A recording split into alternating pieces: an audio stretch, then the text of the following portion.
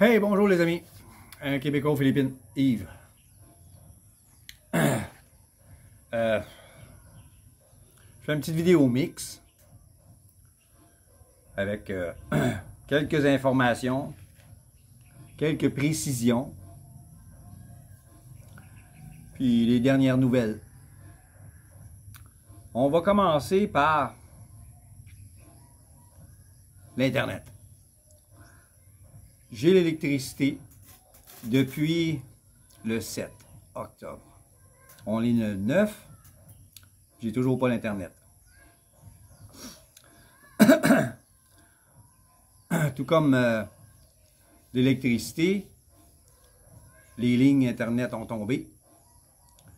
Il y avait une grosse équipe pour rétablir l'électricité. Il y a même une équipe de Calapan qui est venue porter main forte à l'équipe de Pinamalayan. Donc, on a eu l'électricité plus vite que prévu. Au début, il disait 2 mois, puis ça a été moins que ça. Ça n'a même pas été un mois. Mais l'Internet, le gars qui couvre le territoire ici, il est tout seul. Par chance, le fils de la dame derrière, là-bas, l'a aidé pour m'installer l'Internet. Et puis, il l'a engagé pour monter des nouvelles lignes. Puis ça a donné qu'il y a eu un typhon. Donc là, il faut qu'il remonte toutes les lignes, la ligne au complète. Il y a de l'aide de sa part, mais ils sont seulement 2 pour tout le territoire ici. Donc, j'ai toujours pas l'Internet. Cueillette de légumes. J'ai enfin commencé à cueillir le nouveau légume que ma blonde avait semé. Les graines que sa mère lui avait données. À son dire, ce légume-là se vend cher. C'est ça ici qui avait été monté sur treillis. Puis à un moment donné, on a eu de la pluie. Fait que le treillis a foutu le camp. Vous voyez un morceau de bois à terre là. Puis là, ben, il a commencé à faire des fleurs. Fait que là, j'ai dit ça à ma blonde. Fait qu'elle est venue jeter un œil dedans. Elle dit, oh! Il y en a! Il n'y en avait pas beaucoup. Comme vous avez vu dans une de mes dernières vidéos qui n'a pas duré longtemps, j'ai montré une sorte de légumes que je tenais dans mes mains. J'essayais d'en trouver. Je n'ai trouvé une. Ma blonde dit de vérifier fréquemment parce que quand ils viennent trop gros, ça vient dur. C'est moins agréable à manger. Donc, je vais vérifier à peu près à tous les 2 jours pour voir s'il y en a des nouveaux. On a, ma blonde et moi, réparé la clôture du jardin. Il y avait juste une section qui était complètement démolie, que je n'ai pas encore installée, mais que j'ai construit. Donc, il me reste à l'installer. Je vais faire ça demain.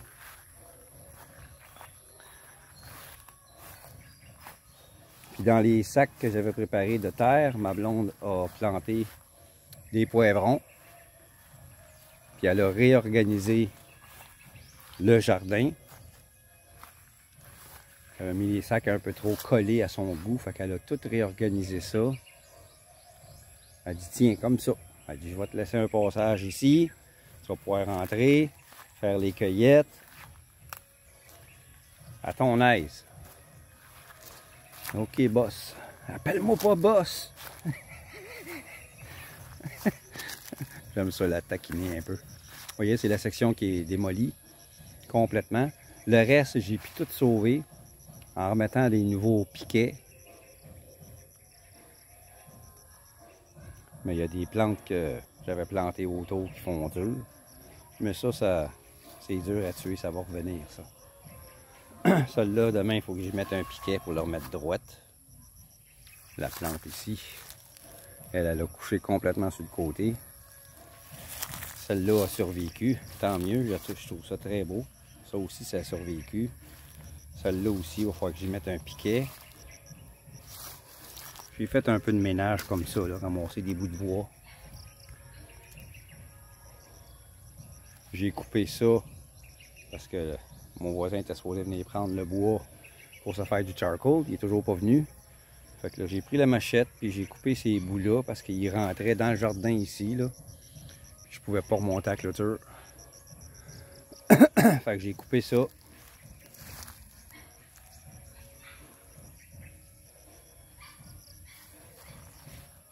Puis ma blonde, des sacs que j'avais mis là-bas le long de la clôture, elle les a toutes pris. Elle les a toutes mis ici, séparés. Ceux-là, c'est des panigang. Puis sur ce côté-là, c'est des poivrons. Panigang, c'est un piment mi-fort qui ressemble beaucoup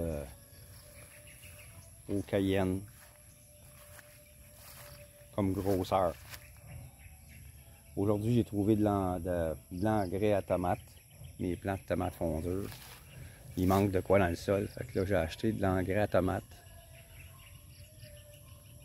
Ici, il faut, ben, si je les sauve pas toutes, j'en replanterai d'autres. On a réussi à monter tant bien que mal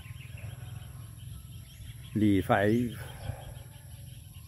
pour empêcher que les fèves qui vont pousser, les quelques-unes qui vont pousser, parce que les plants n'est pas mort. Et j'en ai un ici. Il n'est pas encore assez gros. Celui-là, il s'en vient. Demain, après-demain, je vais les cueillir. Puis je vais m'en servir dans mon adobo que je vais cuire. Il y en a un autre là. Il y en a un autre ici. Ah, il y en a un autre là aussi. Les autres plants que j'ai partis, ma blonde a dit qu'ils sont prêts à planter. Elle a dit plante-les autour de la clôture. Ils vont grimper après la clôture. Il y a des places que j'avais planté des choses, des plantes. C'est mort. Fait que je vais mettre les fèves là. Comme cette section-ci, là. C'est mort ce que j'avais planté là. Fait que je vais mettre des fèves ici. Puis l'autre côté avec, près des bananiers. Près du bananier là. Cette section-là, je vais planter des fèves là. Je vais les transplanter là.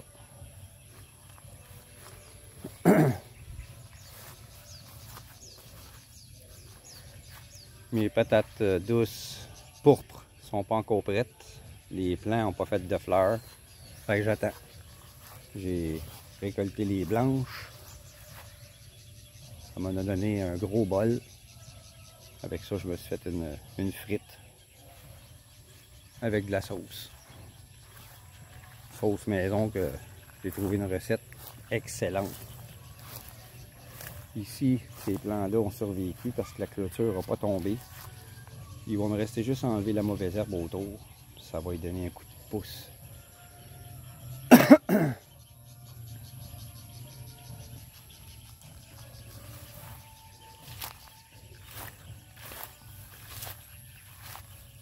Ici, j'ose pas trop arracher de mauvaise herbe parce que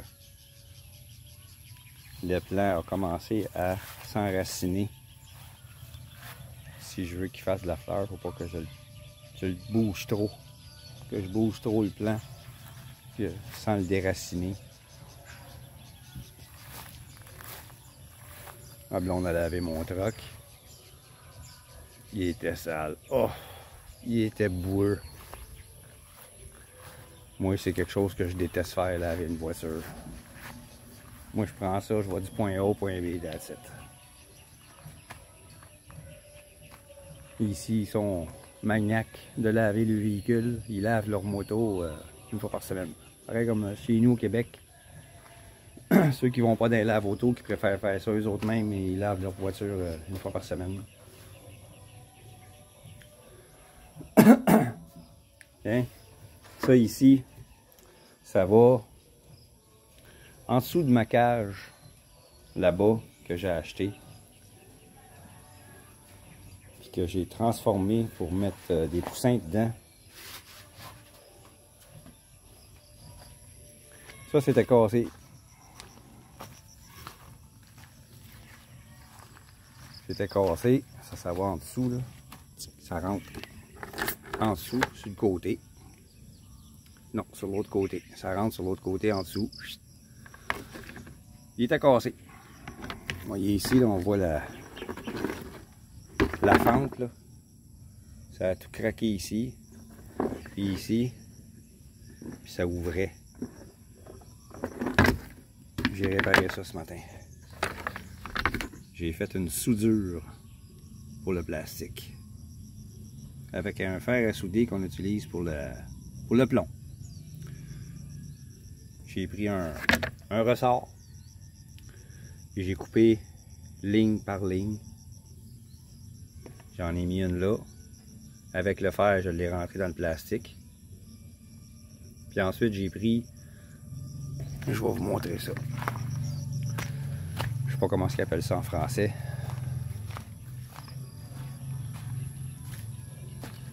Les Québécois vont savoir c'est quoi. Une taille râpe. Quand on utilise la taille râpe, il y a toujours un bout qui dépasse, qu'on coupe, puis qu'on jette. Ben moi, je les ai gardés mes bouts. Hein? Mes bouts de taille râpe coupés. Puis avec mon fer à souder, j'ai mis du plastique de ça par-dessus mon anneau. Puis sur la craque, ici, j'ai fait la même chose. J'ai fait la même chose là. J'ai mis un anneau. Je l'ai rentré dans le plastique. Puis j'ai mis du plastique comme ça par-dessus. Fait que j'ai soudé le plastique avec du plastique. Avec un renfort métallique. Réparé. C'est réparé. Fait que je vais pouvoir continuer à m'en servir pour la cage. Les prochains poussins que je vais acheter. Je sais pas si ça va être des poulets 45 jours ou des Rhode Island, les prochains qu'on va avoir. Mais je les pars dans cette petite cage là. Puis quand ils grossissent, je les transfère. Les poulets 45 jours vont être transférés dans la cage que j'ai faite en bambou. Puis les Rhode Island, ils vont être transférés avec le coq là-bas. Le fou qui essaye tout le temps de se sauver. Je l'ai surpris tantôt à essayer de faire des trous dans le filet. Fait que c'est peut-être lui qui a fait des trous que j'ai été obligé de réparer. Fait que là, j'ai hâte d'avoir l'internet. Je me souviens plus exactement comment, mais je sais qu'en coupant les plumes, il ne peut plus voler. Il peut voler seulement qu'à basse altitude, puis de façon très gauche. Je l'ai fait dans le passé quand j'avais mes poulets au Québec, mais je me souviens plus exactement quelle plume que je dois couper, puis à quel endroit. Le poulet ne ressent absolument rien, c'est pareil comme si on se rasait, là. On se fait pas mal quand on se rase, c'est la même chose pour les plumes. À une certaine longueur, là, au bout, là, tu coupes ça, comme les griffes de chien, les griffes de chat. Puis ça va l'empêcher de voler. J'ai fait ça avec certains de mes poulets qui essayaient parfois chez nous au Québec de sortir de leur enclos que j'avais construit pour eux autres avec une piscine. Le métal de la piscine autour, j'avais fait un enclos avec ça, avec des gros poteaux que j'avais mis dans le ciment. J'avais vissé cette tôle-là après ces poteaux-là. Je m'étais fait un gros enclos extérieur. Une cour extérieure pour les poulets. Ici, ces piscines-là, ça n'existe pas. Ils font des piscines en métal, des piscines en ciment.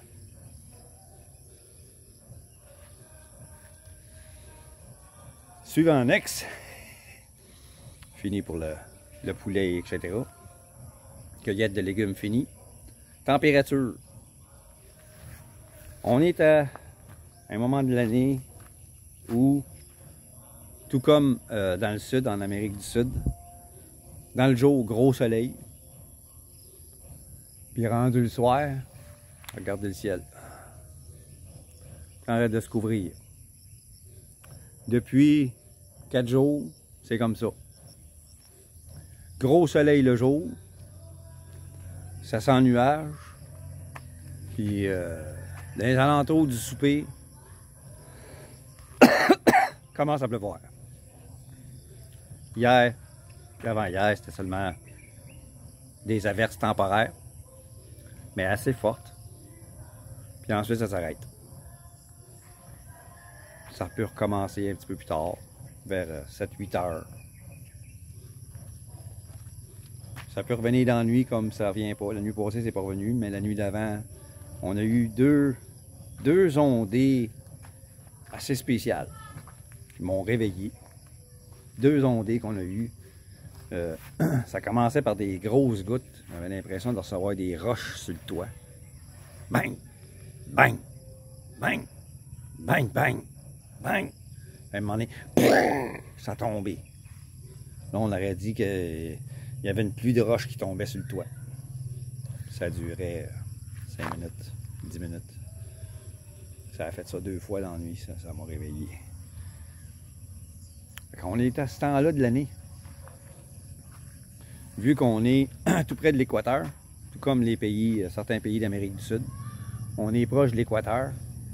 Donc c'est à peu près le même type de température que là-bas qu'on a ici, en ce moment. Puis là-bas, c'est la saison des tempêtes tropicales, ici aussi. Puis ici, on a des typhons. Là-bas, je me souviens plus comment ils appellent ça, des ouragans. Ça se peut-tu? Je pense que oui. Ouais, c'est des ouragans qu'il y a là-bas. C'est la saison de ça. Eux autres, ils ont des ouragans, nous autres, on a des typhons. Il y en a un qui a passé pas loin. Ben, pas loin. Il a passé proche en premier. Puis ensuite, il a monté en haut dans Luzon, à peu près à la même place que Nando a passé. Mais en passant, il nous a laissé de la pluie.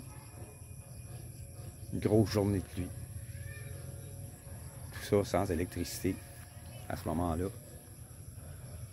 Là, depuis qu'on a de l'électricité, c'est des averses comme ça. Là. Ce matin, il a tombé quelques gouttes ici et là. On a quand même travaillé dans le jardin. Il tombait des gouttes, soleil, il tombait des gouttes, soleil, il tombait des gouttes, soleil. Après ça, on a eu un gros soleil tout le reste de l'après-midi. Ben, j'ai eu un gros soleil parce que ma blonde est partie. Je suis allé l'amener à l'autoroute pour qu'elle puisse prendre l'autobus puis retourner à Pinamalayan pour travailler. Elle devrait revenir dans 2 à 3 jours, qu'elle dit. Mais cette fois-ci, elle a resté 4 jours. C'était la première fois que ça arrivait. C'était tellement agréable d'être avec elle. Ouais. M'endormir dans ses bras le soir, là. La meilleure chose. C'est la meilleure chose au monde. Elle s'endort avant moi. Mais on s'endort dans les bras l'un de l'autre. Quand elle commence à ronfler un petit peu, là j'ai dit bonne nuit. On s'embrasse. Puis elle s'endort. À un moment donné, moi je suis sur le bord de m'endormir, fait que là, je m'enlève de dedans ses bras, puis je commence à avoir des fourmis dans les bras, j'ai les bras tout engourdis. On s'endort de même. Ça, c'est le fun. Se réveiller le matin, là, puis prendre notre déjeuner ensemble. Là, on commence notre journée de travail. On a travaillé ensemble jusqu'à temps qu'elle s'en aille hier, avant hier. Ce matin, elle a travaillé, elle s'est levée avant moi. Il faisait encore noir quand je me suis rendu compte qu'elle se levait. Puis, quand je me suis réveillé, il faisait clair. Elle était dans le jardin en train de travailler, puis de bisouner, faire du ménage. Puis elle est allée voir les légumes s'il y en avait. Elle a fait le tour pour voir s'il y avait quelque chose à cueillir. Hier, elle m'a fait des burgers avec les aubergines. Au lieu de le faire avec des fleurs de bananier comme elle faisait avant. Quand j'ai cueilli les fleurs de bananier après le typhon, on n'avait pas d'électricité. Fait que je les ai amenées à Pinamalayan, je les ai données à sa mère. On ne pouvait pas les faire cuire ici. Là. Il n'y avait pas de frigo pour garder ces burgers-là. Eux autres, ils mangent ça d'une façon différente. Je les ai amenés là-bas pour le donner. C'est pas pour perdre ça. Là. Deux belles fleurs de banane comme ça. Là. Tombées à cause du typhon. Je sais pas pour les perdre. Je les ai amenés là-bas, je les ai donnés. Mais là, ici, elle l'a fait avec les aubergines parce qu'il y en a en tabarnak. À un moment donné, je ne savais plus quoi faire avec les aubergines, j'en ai donné à mes voisins. À un moment donné, tu viens tanner de manger tout la même affaire. On a encore plein à cueillir. Là. Fait que demain, je vais faire des beignets. On va faire des beignets d'aubergines demain. Avec ma recette que j'utilisais au Québec, que je faisais des beignets de chou-fleur. Ici, je les fais avec des aubergines. Il y a les mêmes épices dedans, donc ça goûte la même chose. C'est juste le légume qui change. La couleur du beignet qui est un petit peu plus foncé. Mais toujours aussi bon à manger. Puis ici, au Québec, je faisais une sauce tomate avec des fines herbes méditerranéennes. Ça faisait comme une espèce de genre de sauce marinara. Dans le genre. Puis, je trempais mes beignets là-dedans. Ici, la sauce tomate est sucrée. J'ai pensé à mon affaire. Pâte tomate. Prendre la pâte tomate, tu ajoutes de l'eau, tu mets des épices, des fines herbes. Merci, bonsoir. Ça fait la même chose. Ça fait la même job. Ça coûte moins cher en plus. Un sachet de sauce tomate, ça coûte moins cher qu'un sachet de sauce tomate. Fait que la pâte de tomate, ça coûte moins cher. Puis je peux en faire plus. Le sachet est la même grosseur, je peux en faire plus parce que c'est du concentré. Je ferme le sachet, je mets ça au frigo. Je peux même faire de la sauce à spaghetti avec ça. Sauce spaghetti vite faite, là. Une rapide.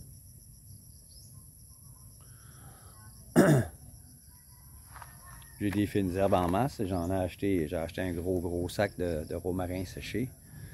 Même chose pour l'orégano. Le basilic, c'est mon basilic à moi que je fais sécher ou que j'utilise frais. Là, j'en ai fait sécher récemment parce que j'en ai trop. Je vais finir mon pesto, je vais m'en faire d'autres. Je vais en faire d'autres pestos. J'ai encore 3 plants là qui sont prêts à cueillir. Hein? J'ai encore 3 plants de basilic là. 4 plants de basilic. Celui-là, il est trop petit. Mais ces 3-là sont gros. J'ai l'autre là-bas aussi à cueillir.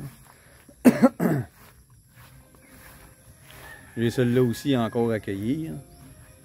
J'ai cueilli l'autre il y a 3 jours pour commencer à sécher ma basilic. J'ai dit, oh, ça c'est ma 3e coupe. Ça va mourir. Même pas. Ça recommence à tiger. Il y en a un qu'un là que. Il y en a un que celui-là ici, là, que lui, je pense qu'il va mourir. Mais les autres, là, hein, ils recommencent à retiger. Lui avec. Hein, il recommence à retiger. Celui-là aussi. Fait que je vais en avoir encore d'autres basiliques là. La prochaine fois, je vais aller à Pinamalayan. Il ne faut pas que j'oublie. Excusez pour la caméra qui bouge. Là. Je vais amener ce plan-là à mon ami Bob. J'y ai promis d'y amener un plan. Puis demain, je vais leur planter comme il faut. Les racines commencent à sortir. Je vais leur planter un peu plus creux. Puis je vais y amener ce plan-là. La prochaine fois, je vais y aller.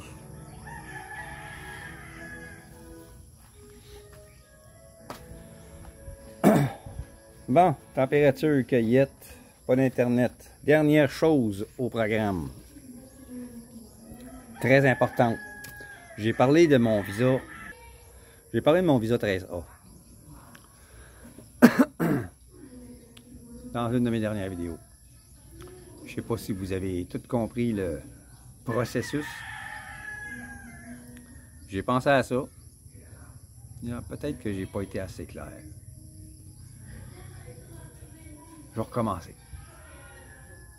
Moi, on m'avait dit que tu as 3 demandes à faire.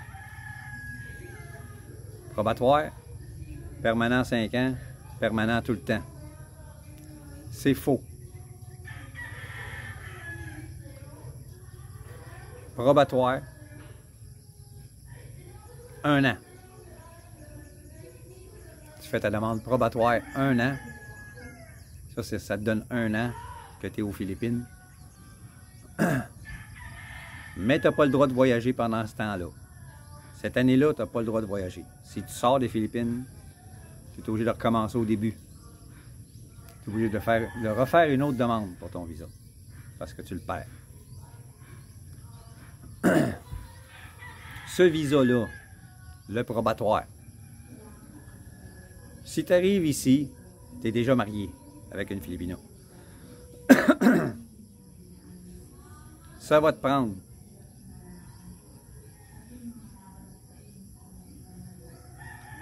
un papier médical de ton pays. Pas seulement un papier qui dit que tu es en santé, là. Un dossier médical, là, avec tous les résultats, puis tu les amènes avec toi. Si tu es fumeur, ça va te prendre des radios des poumons. Ça va te prendre des prises de sang pour tout. Tout. Ça va te prendre une analyse de sel, des sels, le caca, pour le cancer du côlon. Ça va te prendre un test d'urine qui a été fait dans ton pays. Quand tu arrives ici, tu commences ta demande, tu fournis les papiers. S'ils ont moins de 6 mois, ils sont bons. S'ils ont plus de 6 mois, tu es obligé de tout refaire ici. Même chose pour le papier qui dit que tu n'as pas de dossier criminel. Si tu es déjà marié, quand tu arrives ici et tu fais ta demande direct en arrivant, tout de suite après tu as été installé, là, une semaine après, mettons, 2 semaines, là tu fais ta demande. Les papiers que tu amènes de chez vous, de ton pays, sont bons. Ils ont 6 mois de date, autrement dit. Donc, tes examens médicaux, avec tous les résultats en main, avec la radiographie de tes poumons. Faut que tu l'aies avec toi, là. Eux autres, ils vont te faire examiner ça par un médecin. Ça peut arriver qu'ils ne te la demandent pas. Si tu arrives et tu as l'air magané, ça va te le prendre. Si tu arrives et tu as l'air de ça, ils ne te le demandent pas. Moi, ça a pris du temps avant que je fasse ma demande parce que je n'étais pas marié quand je suis arrivé ici.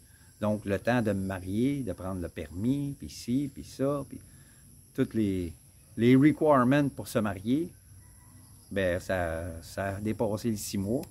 J'ai tout refait les examens médicaux ici. J'avais tous les papiers en main. Ils m'en ont jamais parlé.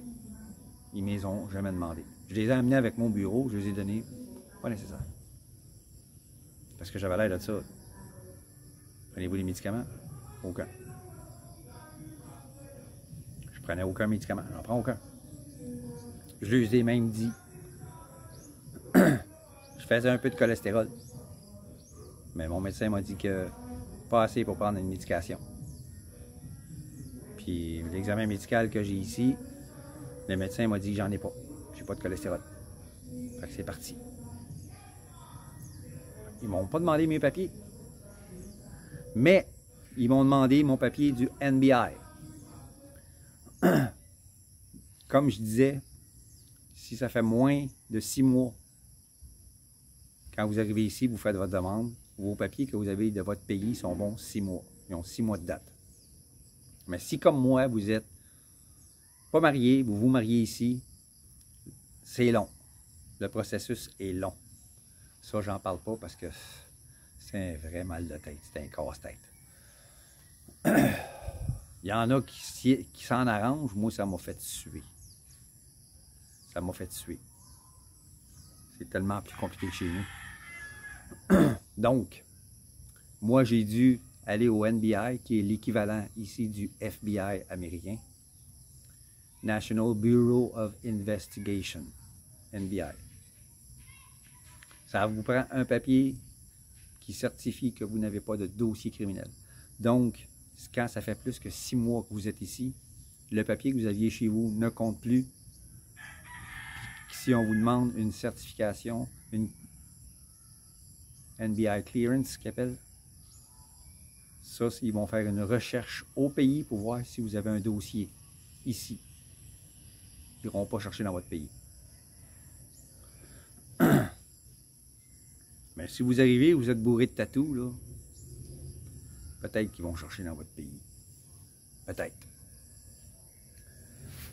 Les tatous, c'est pas bien vu ici. Je vous avertis avec ça. Si vous avez bien des tatous, là, ça a l'air d'être des tatous faits à la main, là. Ça veut dire que c'est des tatous faits en prison.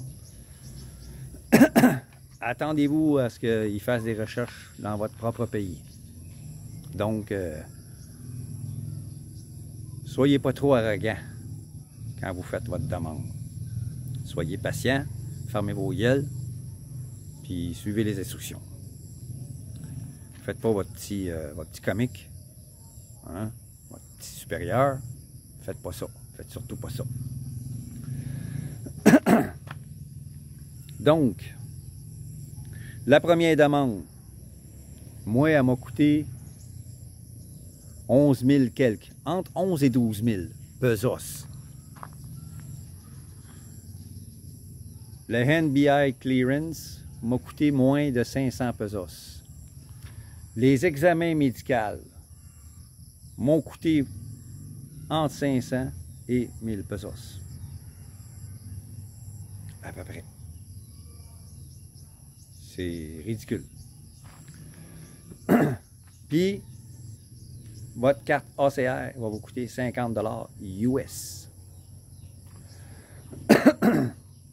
Donc, c'est ça, ça va vous coûter pour votre première demande de visa 13A.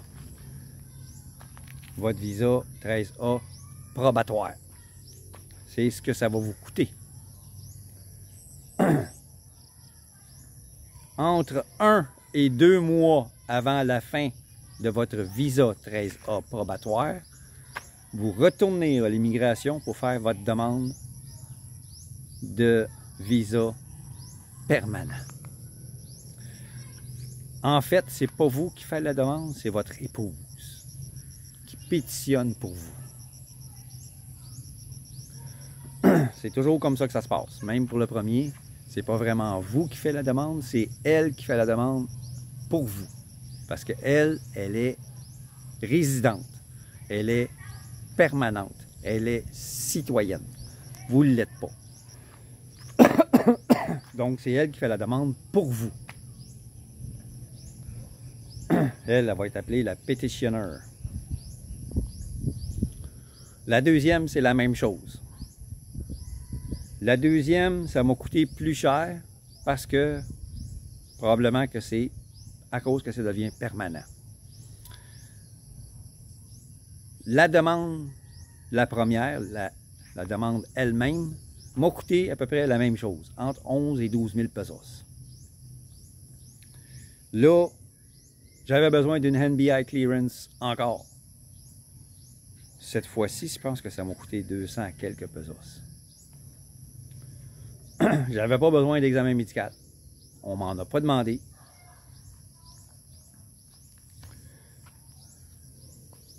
Puis il y a la carte ACR.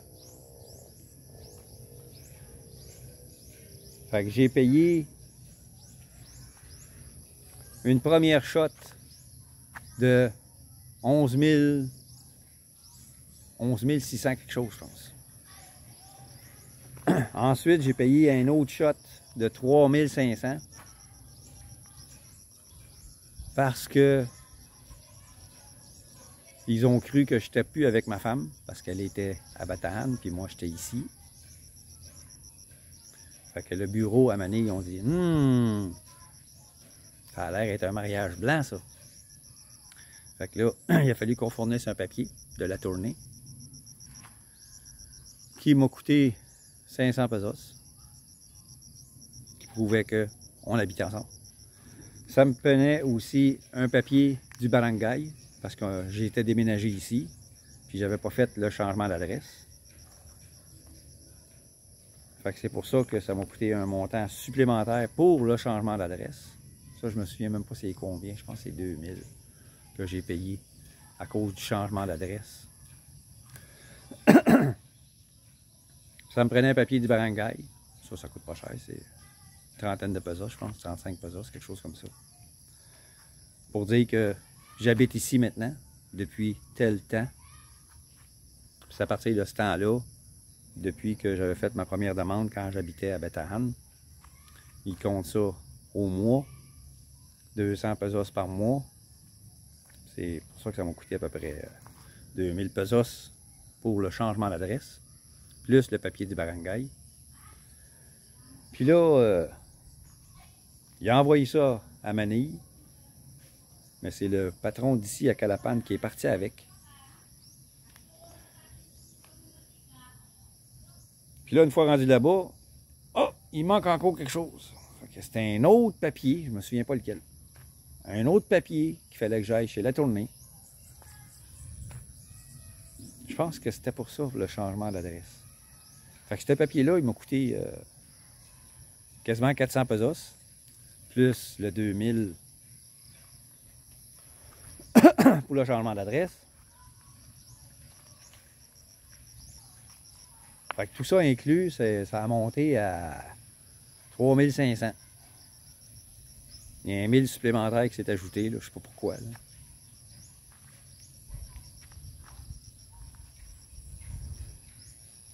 Fait que ça m'a coûté ça. Puis le dernier paiement que j'ai fait récemment quand je suis allé chercher mon passeport avec ma nouvelle carte OCR, 10 000 pesos.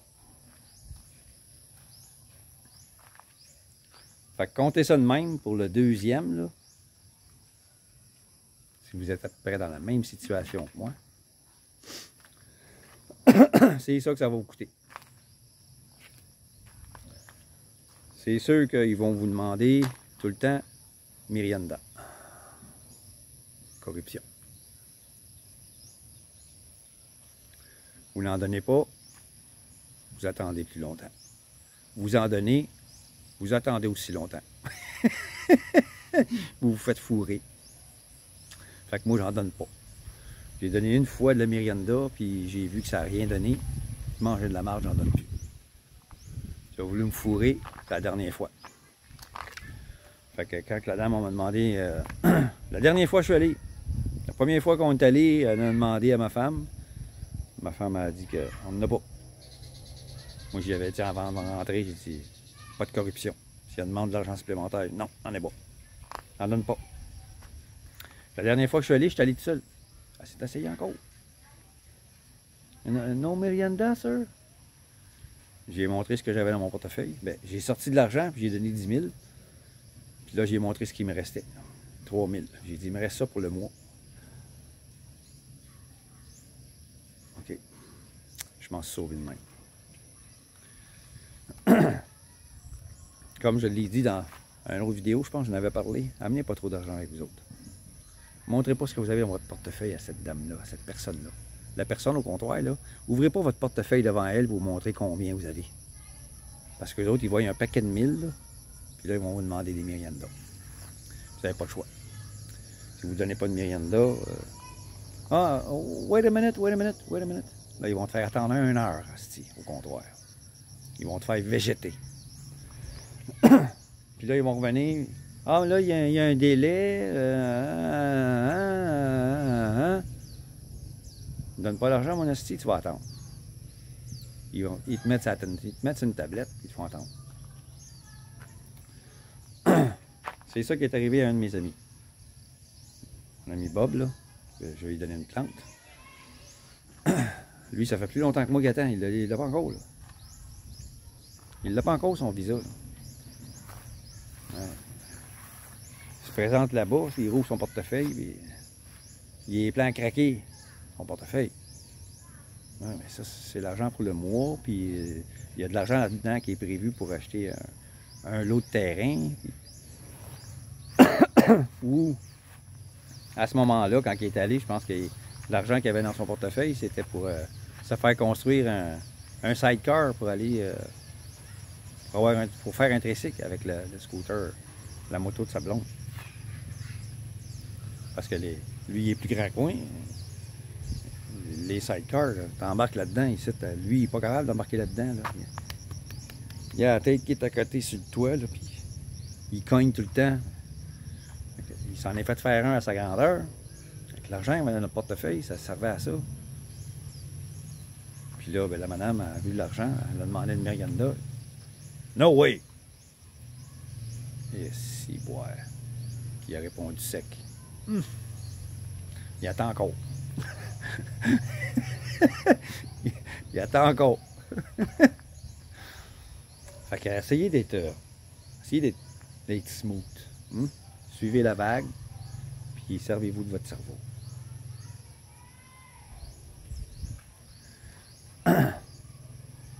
Fait que c'est ça pour le visa. Ma carte ACR, visa permanent, est bonne 5 ans. C'est ça qu'elle m'avait dit au départ, 5 ans. Moi, je pensais que c'était le visa qu'il fallait que je renouvelle dans 5 ans. Elle a dit non, non, non, non, non. Permanent. Puis de renouvellement pour le visa. C'est la carte ACR qu'il faut renouveler dans 5 ans. Puis à toutes les années, il faut que j'aille pour le rapport annuel. Tous les foreigners qui vivent ici, plus qu'1 an, il faut qu'ils fassent un rapport annuel. Au moment où ça a été instauré, ma femme a été appelée pour ça. C'était au mois de janvier dernier. Fait qu'au prochain mois de janvier, il va falloir que j'y retourne pour faire un nouveau rapport annuel. Ça coûte 130 pesos. C'est des pinottes. C'est juste le transport. Le transport va coûter plus cher que le rapport. Malheureusement, on ne peut pas le faire en ligne. Ils n'ont pas ce service-là. Il faut aller là-bas, au bureau d'immigration, puis faire un rapport annuel. Puis après ça, tu t'en sauves pour 1 an. Tu as la paix pour 1 an. Là, il va se mettre à mouiller. Le vent se lève. Les nuages approchent. C'est de plus en plus gris. Fait que je vais mettre fin à cette vidéo-là. C'était les informations et les dernières nouvelles. Je sais toujours pas quand je vais avoir l'Internet. J'essaye de parler au gars qui travaille avec l'autre. Puis on dirait qu'il m'évite. Oh, ça devient très foncé. On dirait qu'il m'évite. Donc, je vais essayer de le coincer. Je vais essayer de le coincer pour savoir ce qu'il y en est. Il n'a peut-être pas envie de me donner la vraie réponse. Parce qu'il sait que ça va me fâcher. Mais je veux le savoir pareil. Je veux savoir à quoi m'en tenir. Fait que je vous laisse là-dessus. On va commencer le souper pour mon chien. Moi, j'ai juste du réchauffé à faire. Macaroni chinois.